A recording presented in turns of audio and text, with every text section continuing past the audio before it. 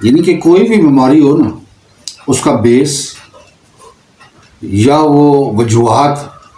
اگر وہ کسی کو نہیں پتہ لگتی تو وہ میڈیسن یوز کرے، جو مرضی کرے، وہ ٹھیک کبھی نہیں ہوگا۔ وہ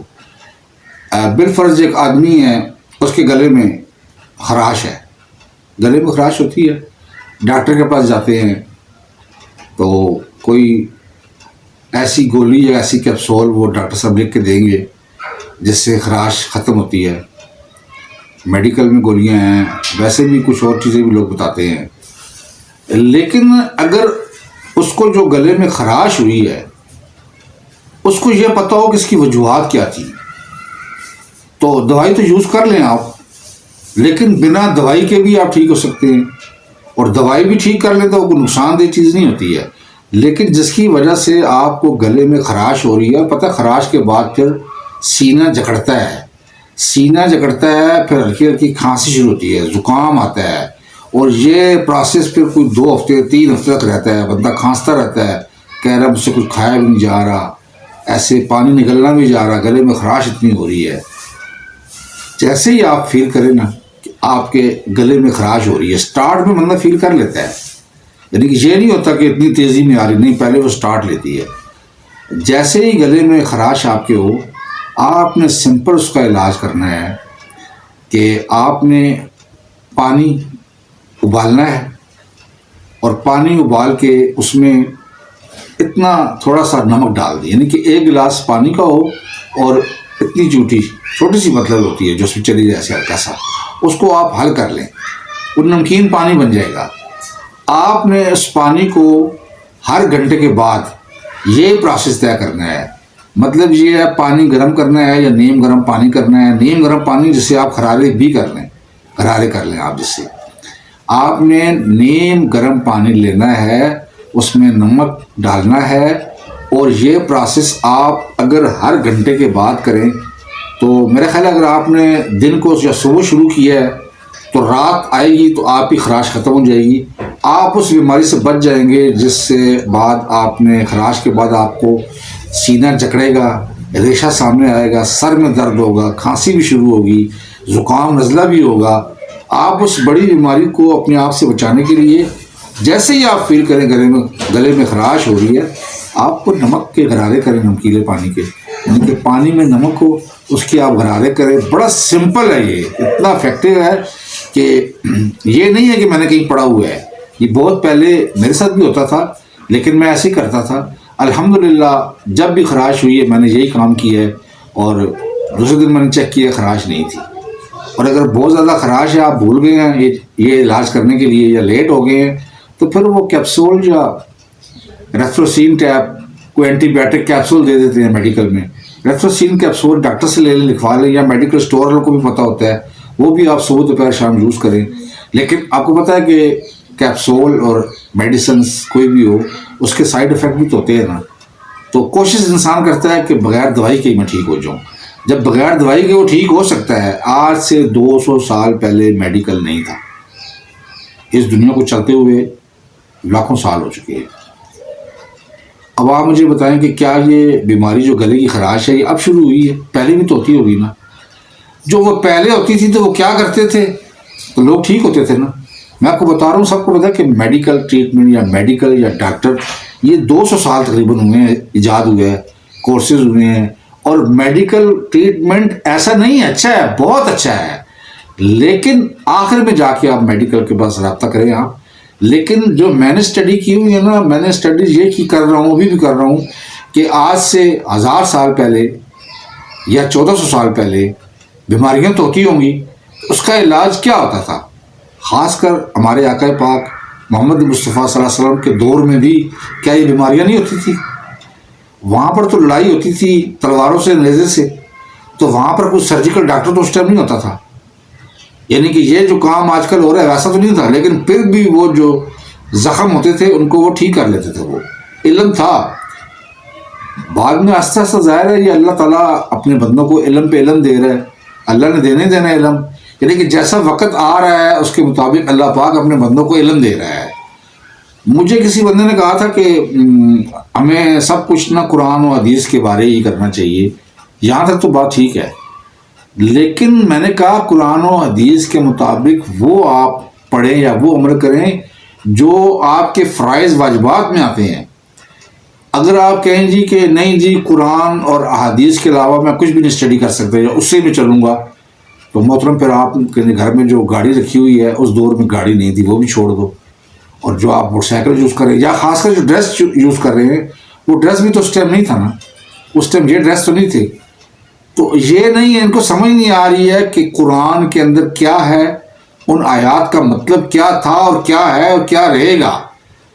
یہ بعض دفعہ نا ایسا ان کو کچھ ہو جاتا ہے کہ کہتے ہیں جی کہ آپ جو بات کر رہے ہیں یہ قرآن سے ثابت کریں۔ میں قرآن سے کون سی بات ثابت کروں کہ بھئی تکے ثابت کروں میں قرآن سے کہ تکے ایسے بناتے ہیں، بہاری کباب ایسے بناتے ہیں؟ یار کیا بات کر رہے ہو؟ اور قرآن سے آپ جو عبادات ہیں یا وہ جو چیزیں ہیں جن کو کرنے سے بندے کا اسلام ختم ہو رہا ہوتا ہے، اسلام سے خارج ہو رہا ہوتا ہے، تو وہ قرآن پہ ہے۔ تو آپ وہ لوگوں سے بھی سوال کریں، علماء کرام بیٹھے ہوئے ماشاءاللہ پڑھے لکھے لوگ ہیں، انہوں نے کورسز کیے، آپ ان سے پوچھیں۔ لیکن جب آپ یہ کہیں گے نا کہ آپ اچھا، یہ آج کل بحث آتی ہے، میں نے دیکھا ہوئی میڈیا میں نا، تو میں ان کے سامنے آتا تو نہیں ہوں کہ ان کو بتاؤں کہ یار آپ کئی چیزیں ایسی ہیں کہ جو آپ قرآن سے ثابت نہیں کر سکتے ہیں، نہیں ثابت کر سکتے آپ، اور کچھ چیزیں ایسی ہیں جو حدیث میں بھی نہیں ہیں۔ میں یہی پھر مثال دے رہا ہوں کہ جس آپ مکان پہ رہ رہے ہیں، اتنا زبردست مکان آج کل لوگوں کے پاس ہے، تو وہ کیا قرآن پہ ہے کہ مکان آپ کا ایسا ہونا چاہیے، ایسے قالین بچھے ہوئے ہوں اور ایسے اوپر جناب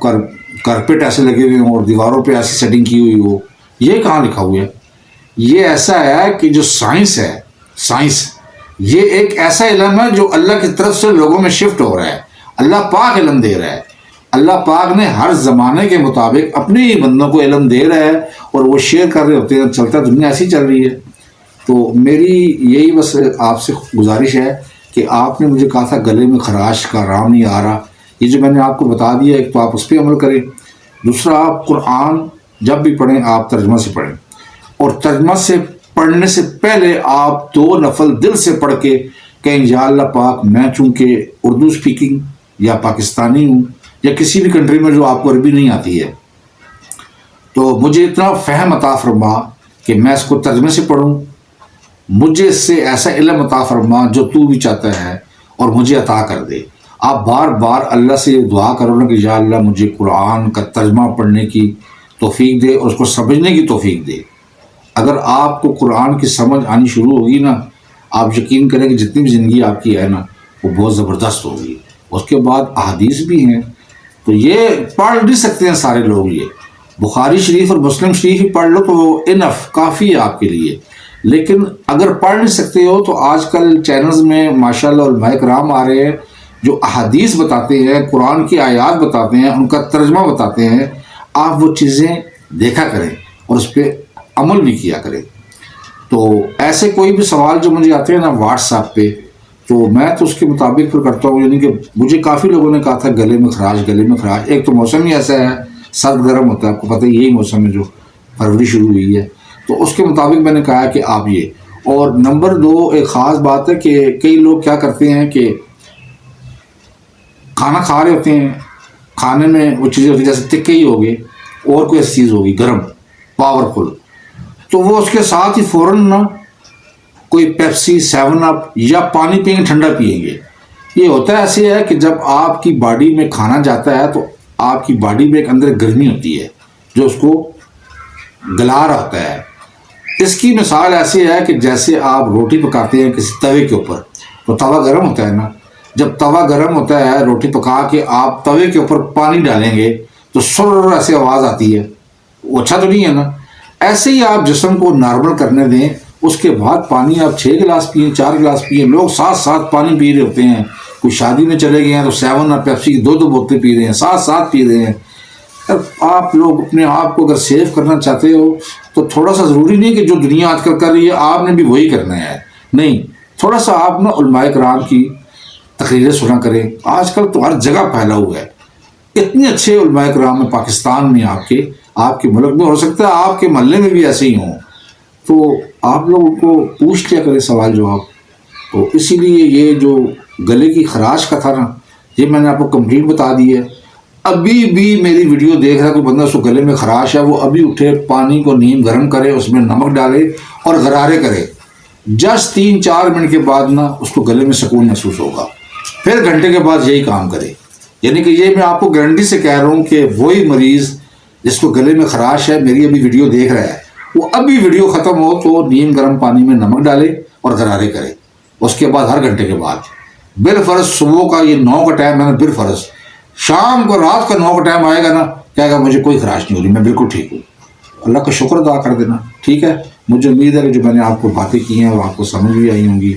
اور میں پوری کوشش کرتا ہوں کہ جو سوالات واٹس ایپ پہ آتے ہیں میں اس کے مطابق کی ویڈیو بنا کے اپلوڈ کرواتا ہوں، تو آپ اس کو غور سے دیکھا بھی کریں۔ اور کچھ لوگ وہاں پر کمنٹس کے لیے کہتے ہیں، تو میں کہتا ہوں یار آپ میری تعریف شریف اتنی نہ کیا کرو، آپ کمنٹس میں 3 دفعہ اللہ اللہ اللہ لکھ دیا کرو۔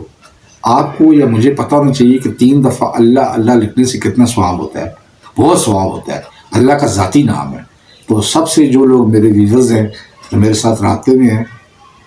آپ لوگ جو مجھے واٹس ایپ پہ کوئی بات بتاتے ہو، تو اگر زیادہ سوالات آ رہے ہو بیماری کی، خاص کر مجھے زیادہ تر بیماری کا زیادہ پتہ ہے، میں اس کا علم تھوڑا بہت سیکھا ہوا ہے میں نے۔ اگر آپ جو مجھے زیادہ لوگ واٹس ایپ پہ سوال کرتے ہیں نا، اگر بالفرض 20-22 سوالات ایسے آتے ہیں جو واٹس ایپ پہ لوگ مجھ سے کرتے ہیں، میں اس کو نوٹ کر لیتا ہوں۔ یہ میں آپ کو بتاتا ہوں کہ یہ رجسٹر رکھا ہوا ہے، اس پہ میں رجسٹر میں نوٹ کرتا ہوں۔ میں نوٹ کر کے جب دیکھتا ہوں کہ اس سوال پوچھنے کے لیے، اس کا جواب کے لیے بہت سے لوگ ہیں، تو میرا کام ہے اس کی ویڈیو بنانا۔ جتنا مجھے علم اللہ پاک نے دیا ہو میں وہی بتاؤں گا، اور مجھے امید ہے کہ جو لوگ میری ویڈیوز کے مطابق عمل کر رہے ہیں، جو بیمار ہیں وہ کر رہے ہیں،